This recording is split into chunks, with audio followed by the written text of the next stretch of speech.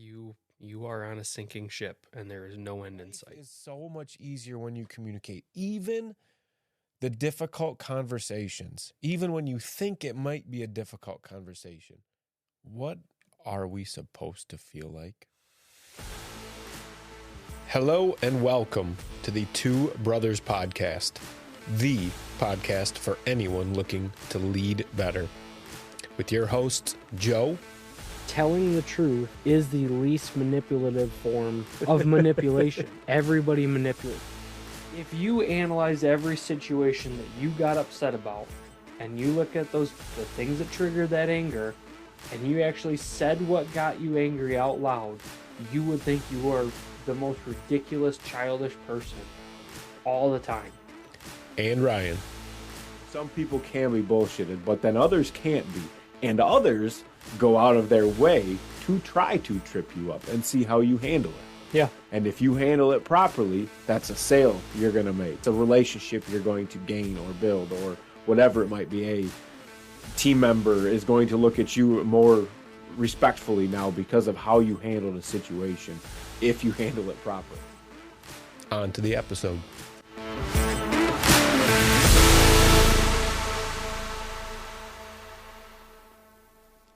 Hey, quick little introduction here. If you haven't heard last week's episode, go back, take a listen.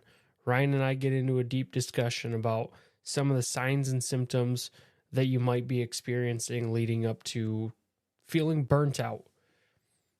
If you've already heard the episode, hey, we really appreciate the continuous support and hope you enjoy part 2. It's easy to unconsciously put yourself in autopilot. Yeah. And once you do that, you have to be, if you don't become aware of it, you wasted an entire night. Yes. Now the rest of the night's gone. What did you do? Right. Nothing? Right. Not a damn thing because you got stuck scrolling, doom scrolling on your phone. Or just any number of other things.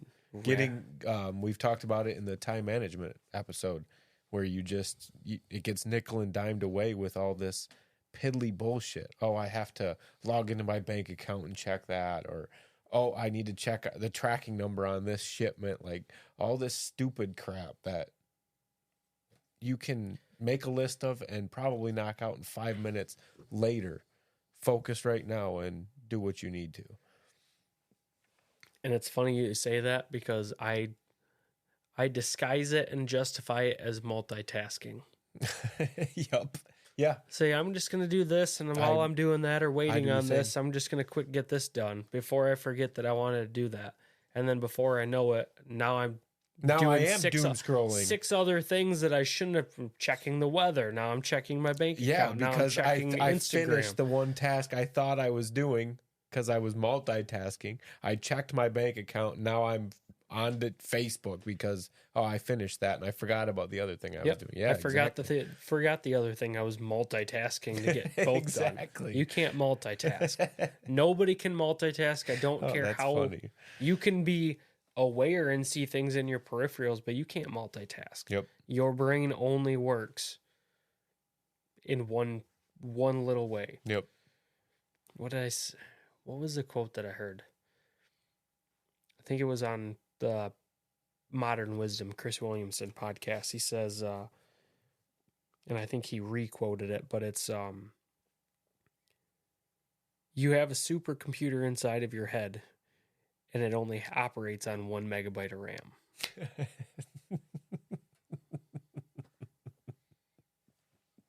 That's pretty good. That's an interesting quote. Because that's exactly what it is. You only have so much processing power. Yeah. That you can use at a time. But you have all this shit in your head. It's what you choose to focus on. Yep. But you can't focus on more than one thing. Not well. Right. Well, when we kind of talked about that, was that last week or week before, where you just give yourself a goal to work towards and it makes reaching it easier, like physically write it down so you can see that, and that helps kind of visualize it to yourself and move towards that. So yeah, it's much the same. And it's funny that you brought up time management because you're right. We did an episode on time management. Mm-hmm. And the more I think about it, the last week I've started to re-implement things that I started to let go of, like feeling overwhelmed with things at work because we're slow, but we're not slow. There's still work to be done. You're kind of overwhelmed because there's not work to be done, but there is work to be done. Everything's kind of just scatterbrained. I know what got to get done, but don't have an order. Well, hey, why don't you start taking notes again and starting your list of what needs to get done every day? So, went back to 2 clipboards again. I have 2 clipboards that I will bring around with me. One's a to-do list, one is my notes. To go back to the basics. Start, figure your shit out, get back on track. Yeah, that's what I just got up to get. Was I have these extra large sticky notes, and I've been every single day. Oh, okay. It's been like 3 days. I started it earlier this week. I skipped a few days, and then Thursday and yesterday and today I have filled it out. And it's remarkable how much more I get done because I focus my mind. I have a list. I have things to check off. Mm-hmm. Yeah, Once I get something done, I know, yep, I can move on to that next thing. Yep. Instead of piddling around for 15, 20 minutes trying to figure out how to start the next thing or what it is. Right. I kind of, while you were talking, I thought about it.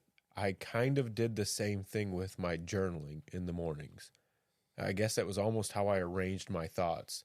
I didn't necessarily list things out, but I at least, arranged my thoughts onto paper, visualized it, and it helped me, I guess, gain that focus and quit the thoughts from bouncing around so much. So yeah, that's interesting. So go back to taking notes, figure out time management, what's priority, what is not priority, and improve communication. Or exercise communication. Communicate that, hey, here's where I'm at. Here's how I'm feeling. Do I need help? Can I get help? Right. Do I just need time? What do I need? How can I now that that's done, now how do I manage my time efficiently and effectively to get all this done and get back to a baseline, get back to where I should be, back on track with everything. Okay. Since we're right here, I have a question for you. Mm-hmm. Is it burnout or is it laziness? Now, I don't necessarily mean with you, but it's an interesting thought. Because I can think about, like, go back to my last job, for instance. If I really thought about it, there are probably things I could have and should have done differently to ensure a different outcome. I could have been better in certain aspects to get along better and have turned my situation out better than it was. It was lazy of me to not. I guess in a sense, I took the easy way out. So it was just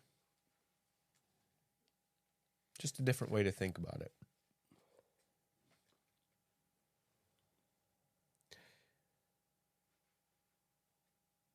Do you get lazy with yourself, I guess, and on that introspective look at yourself, monitoring all of those things about yourself, you know what your weaknesses are and what you need to be working on. Do you just get lazy in some of those aspects, and that's what burnout is? You're just lazy?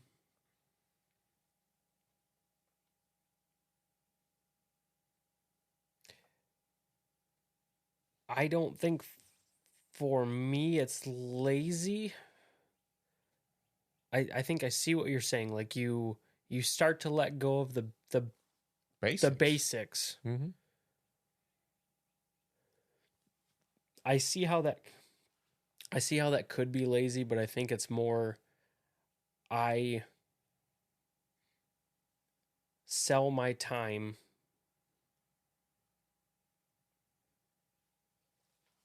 I sell the time set aside for the basics and staying keeping with the basics to justify it, saying it will give me more time somewhere else. Whereas, But you got lazy about your principles. You got lazy about the basics, which allowed you to, like you have said, say yes to those things you shouldn't. a common phrase that we used when it came to training in the Marine Corps was slow is smooth, smooth is fast. And that's the best way I can simplify that. You think that the basics are slowing you down and preventing you from doing what you need to do. Right. But in reality, the second you start letting go of the basics, you lose all your efficiency. Yeah. I don't think it's laziness. I think it's more or less justification in the wrong direction. Okay. I convince myself that if I skip these steps... Okay, so you're not necessarily slipping on the basics.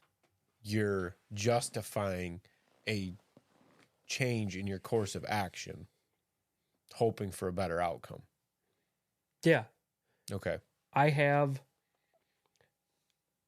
to summarize some of these notes that I had, was don't make rash decisions because of outside pressure. Don't rush and half-ass things. Just communicate, ask for help if you need it, and move forward. So when you feel pressured, that's when you start to skip the basics. You start to rush. You start to half-ass things. You don't do everything the way that you should because you feel like you have so much to do and so little time, so you speed up what you're doing instead of doing it the right way first. And a phrase that was brought to me at work was, how did that go? If you don't have time to do it right, you sure as hell don't have time to do it twice. Yeah, okay. Yep. I think I've heard that before. I know I've heard that before.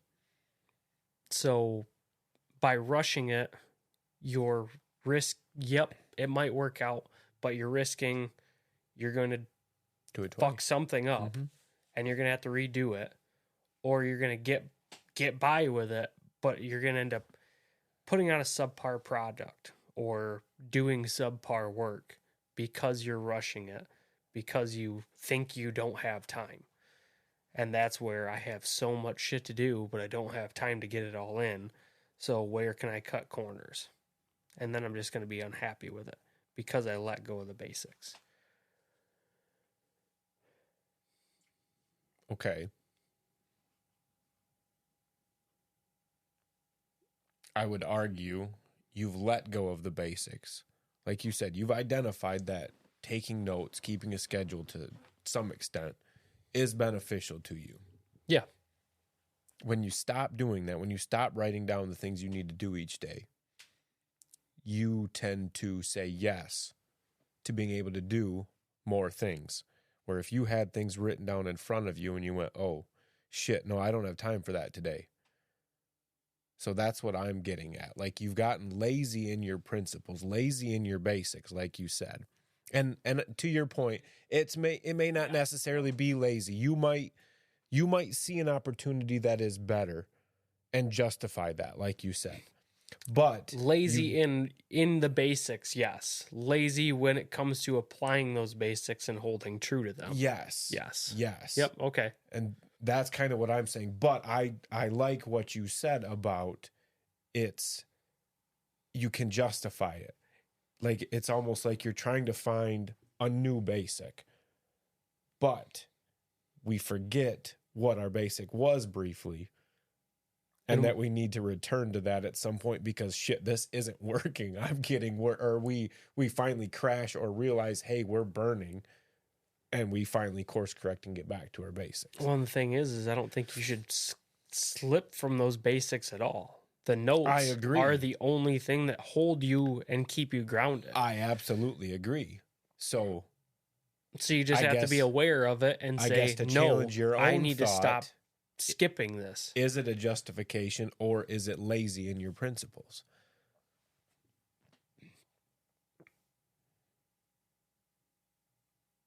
It could, yeah.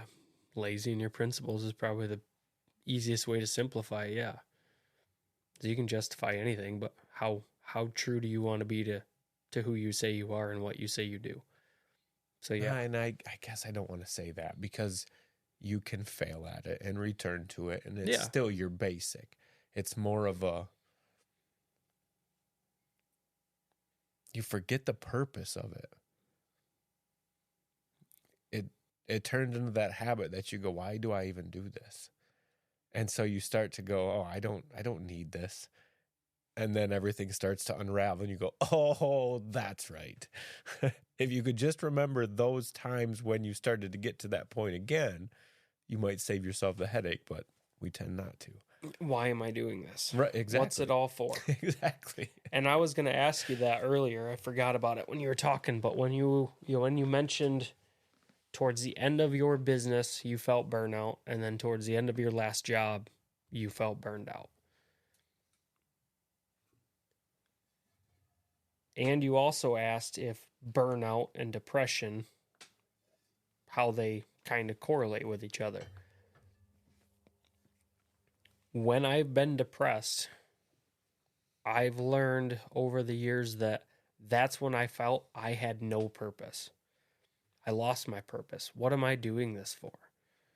If I knew that I had things to do and I knew I was trying to build something and I knew what I was working towards and I had a goal in sight, I knew what it was going to take wasn't going to be easy, but that's the goal I'm working towards. Yeah. And it will get closer. When I lost that goal, what am I fighting for anymore? Yep. That's when I felt burned out. That's when I felt depressed. That's towards the end of jobs. Why am I still working here? Yep. This place sucks. I hate this place. I do not want to be here anymore. I don't even want to get up in the mornings anymore. Yeah, exactly. Towards the end of my marriage, I fought and fought and fought, and it just kind of, you lost your purpose. What am I doing this for? Right. When you were at the end of your job or at the end of your company, is that what you felt like you lost? Was you lost your sense of purpose? And that's what caused your burnout? Or because like you mentioned you started working more hours towards the end of the company, which to me that sounds like you're holding on with whatever you got to try and make this work before you have to let it go. Kind of, yeah. Like, I'm going to give everything I have to one last hurrah with this. Kind of, yeah. So I see that. So you still have your purpose, but your purpose was solely in that business. And you lost sight of the purpose with other things around you. Right. Is what it sounds like. And then it sounds like you lost your purpose of why the hell you were even at the other company. Kind of, yeah. Or what you were working I guess that's towards. a good way to put it, yeah. Yeah, I would agree with that. When that's happened, I guess I just said you maintained sight of your purpose with the company, like the long-term goals, but you didn't. You started to lack with your relationships. Mm-hmm. With your last job, the last time that you felt close to burnout, do you feel like you just lost sight of your purpose at work, or did you lose sight of your purpose in general?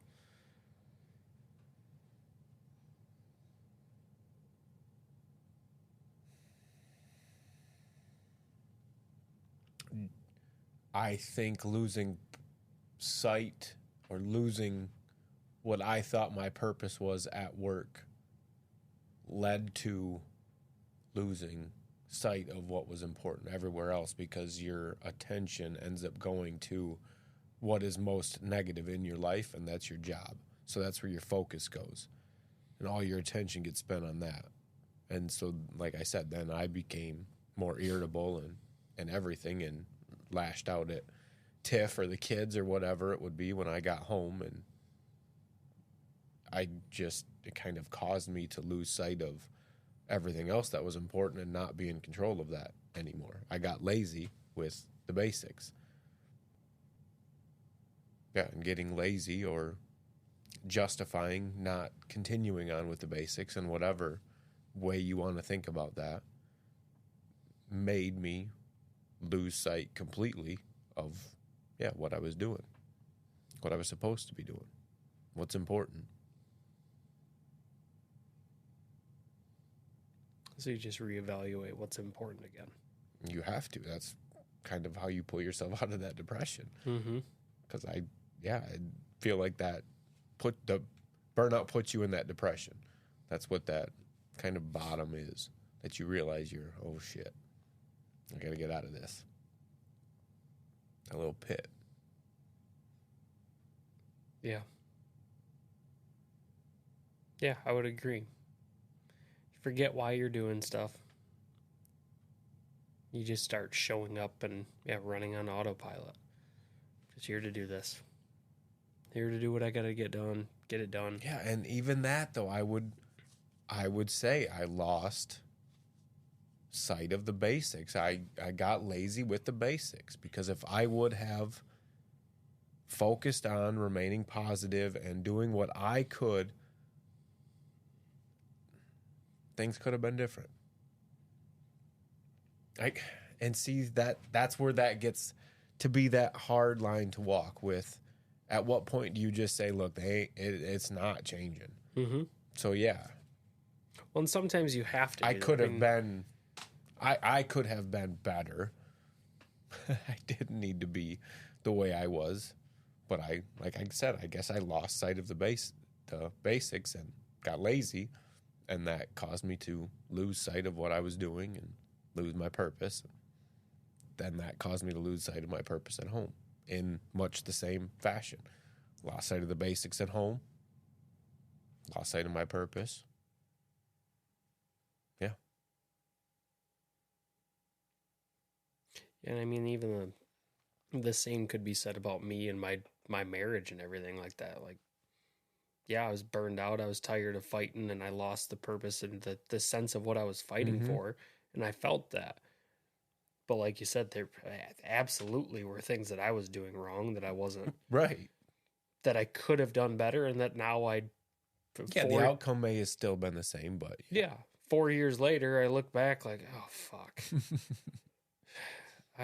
I could have done so much better. I could have shown up better for everybody. And I thought I was showing up the best I could, but you don't realize, in hindsight's 2020. Right. You look back like, oh, fuck, I was the problem too. Like, I can't put it all on anybody else. I could have done better too. But the time period in between that realization will hopefully get shorter and shorter and shorter, because you are learning more and more about yourself and learning those things that set you off and your reaction in response to them that are those negatives. And you start to pick those apart and break them down and prevent them. Yeah, and that's why, like I said, communication's a big one. Learn to communicate when you're feeling it. Like, hey, learn to communicate in general. Life is so much easier when you communicate. Even the difficult conversations, even when you think it might be a difficult conversation, the fact that you're having it a lot of times is enough to break that down and make it easy. It's not going to be near as bad as you expect it to be. Right. It's a fear. Do you fight it or do you accept it? Fight what? Burnout.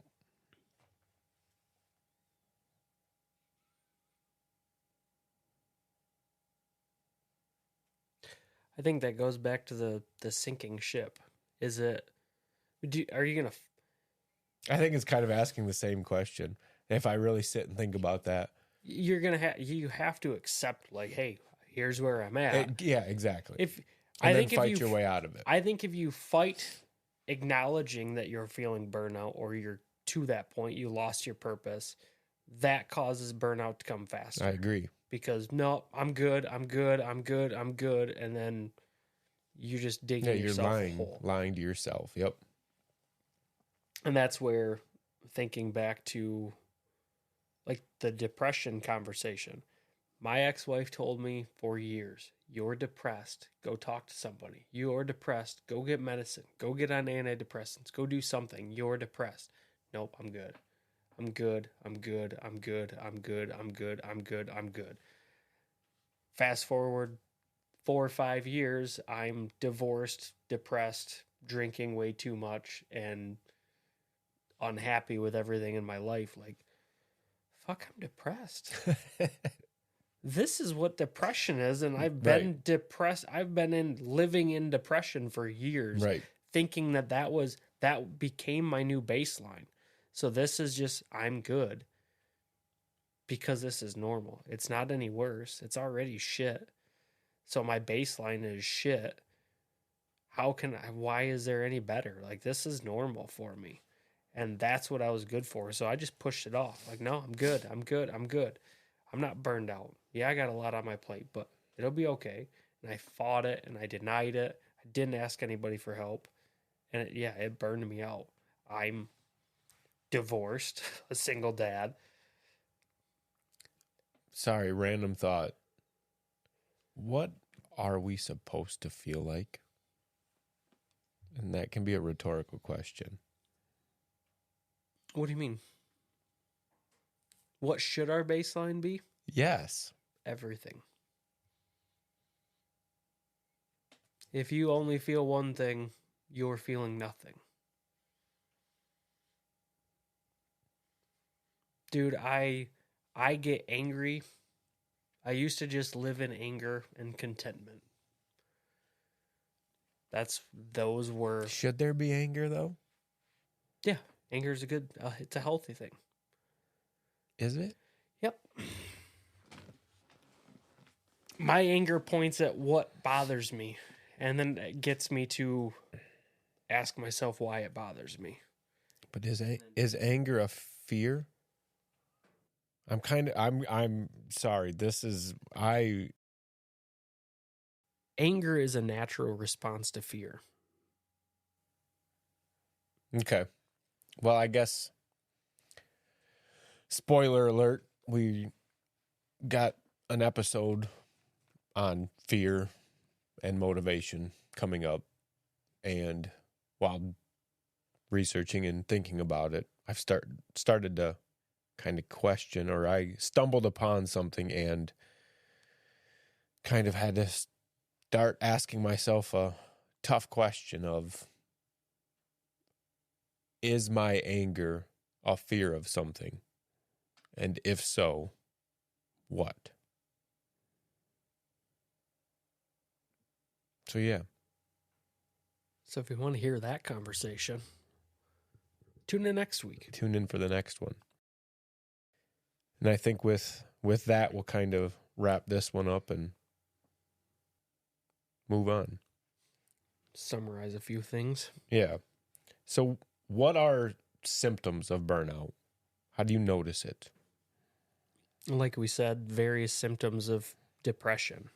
Yeah. If you've ever felt depressed, you know what the signs are. If you haven't, lack of motivation, lack of energy. Yep, being tired. Being negative, cynical, pessimistic, cynical. Yep. Lack of purpose, lack of drive. Hopelessness, I think is how you put it. Yeah, hopeless. You are on a sinking ship and there is no end in sight. Lack of purpose, that's a good aspect to it too. How do you prevent it? Become aware of it. Just notice when you're feeling it. Yeah, be aware of the symptoms we just mentioned and try to be aware of it. Course correct. Stick with the basics. Whatever your foundation is, don't let go of the basics. And the big one is communicate. Communicate that you need help, if you need help, or just asking for understanding and forgiveness if you're falling behind in certain aspects of your life. Because burnouts, it's common, it happens, it's normal, but sometimes, like we said, you just need to reevaluate. Where do your priorities lie? What priorities can you shift up or switch around to prioritize for now just to get the job done or to get through this season of burnout and then reevaluate again. So even if you have to reprioritize or put things off to the wayside, do it, but do it temporarily until you can clean off your plate a little bit. Yeah.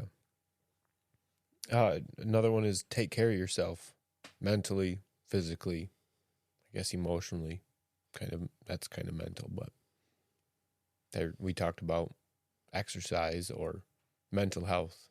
Make sure part of it's communication. Part of your mental health is communication. Talk to somebody if you need to. If you're in a leadership role, delegate tasks to people. Take some off your plate so you can get back to where you need to be. But sometimes all you can do is just buckle down and get through it. Yeah, we mentioned get back to the basics. Remember your basics. Make lists. Big one, I would say, to separate from just taking notes or making lists is having goals. Not just writing them down, but have goals. I think it's very important to just have goals in general. And short term, long term, big picture, dream big. Don't dream small just because that's all you're going to get. Start small just to build up over time. Start with your little ones, but dream big. Yeah, pick those things that people say are impossible or look at you like you're fucking crazy. Yeah. And make it happen. Exactly. Because it's all that crazy shit that is what's going to get remembered. Yeah. How can you recover from burnout? Take time for yourself. Vacation. Yep.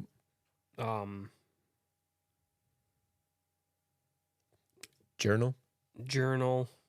Meditate. Therapy, exercise, whatever. Talk to people. Whatever works for you. Whatever helps you feel like you can decompress. As long as it's a healthy way of decompressing. Set boundaries. Go for it. Set boundaries. Say no. Yeah. All right. Let's wrap up our burnout. Recognizing, becoming aware, preventing it, recovering. If you like what you heard, share this episode, share clips of it. We have plenty of it on social media. Yeah, if something helped you, share it. Chances are it will help somebody else. And it just helps the podcast out too. We want to grow, we want to continue growing, and we want to get our word out to more people. Yeah, so help us do that by sharing whatever helps you. Your support, we appreciate more than you even know. We are Just Two Brothers on Facebook and Instagram, and at J2B Podcast on Twitter. We're also on YouTube and anywhere you find podcasts. Anywhere you listen, we're there. Make sure you subscribe. That helps us more than you even realize. In the meantime, tune in next week for our episode on fear and motivation. And thanks for listening. Have a good one.